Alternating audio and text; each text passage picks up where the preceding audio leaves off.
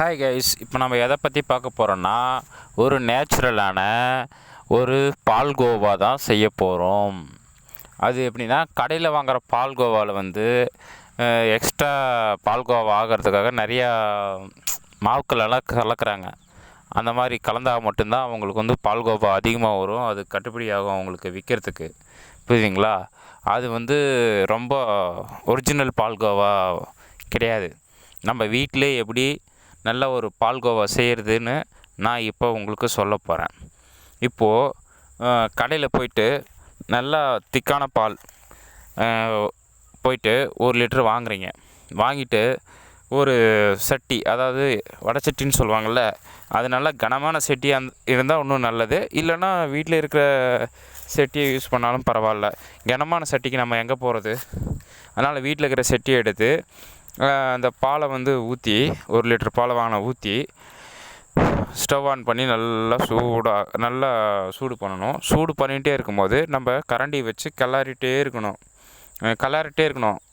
ஏன்னா அது வந்து நல்லா பால் வந்து பொங்கு வந்து வெளியே வராமல் இருக்கிற அளவுக்கு நல்லா கிளறி விட்டே இருக்கணும். அது வந்து ஏடால் மாதிரி தேங்கும். அந்த ஏடால் எடுத்து சைடில் இருக்கிற ஏடாலாம் எடுத்து நடுவில் இருக்கிற பாலில் வந்து தள்ளி விடணும். நல்லா கெட்டி ஆகிட்ட பின்னாடி, பால் வந்து ரொம்ப கெட்டி ஆகிட்ட பின்னாடி என்ன பண்ணணுன்னா, அதுக்கு வந்து கெட்டி ஆகிறதுக்கு 1 லிட்டர் பாலுக்கு வந்து மேக்ஸிமம் பார்த்திங்கன்னா ஒரு அரை மணி நேரத்துக்கு மேலே கூட ஆகலாம். அதுக்கப்புறம் நீங்கள் வந்து என்ன பண்ணணும், நல்லா கிளறிட்டே இருக்கணும். அதுக்கப்புறம் ஒரு சின்னதாக ஒரு எலுமிச்சை பழம் எடுத்து அதில் பாதியாக கட் பண்ணிவிட்டு கொஞ்சம் திக்கான பின்னாடி அதை வந்து அந்த பாதி எலுமிச்சை பழம் வந்து புழிஞ்சு விடணும். புழிஞ்சு விட்ட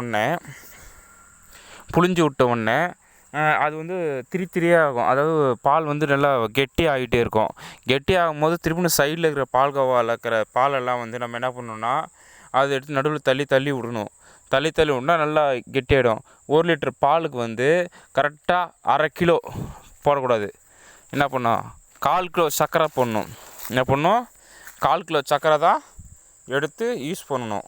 1/4 கிலோ சர்க்கரை எடுத்து கொட்டி நல்லா திரியாக ஓரளவுக்கு கெட்டியாகிடும். பால் சுண்டிடும்.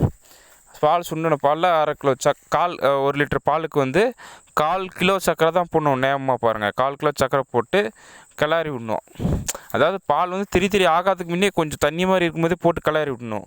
கிளறி விட்டுனே இருந்தால் சும்மா ஏலக்காய் வந்து ஒரே ஒரு துளி நசுக்கி அதில் ஏலக்காய் போட்டு நல்லா கிளறினே இருந்தீங்கன்னா நல்லா சுட நல்ல ஒரு கெட்டியான ஒரு பால்கோவா வந்து உங்களுக்கு கிடச்சிரும். ஆச்சுங்களா? அதை கொஞ்சம் நேரம் ஆற வச்சுட்டு நீங்கள் பால்கோவா சாப்பிடுங்க. லைக் பண்ணுங்கள், ஷேர் பண்ணுங்கள். இது மாதிரி வீடியோ பாருங்கள்.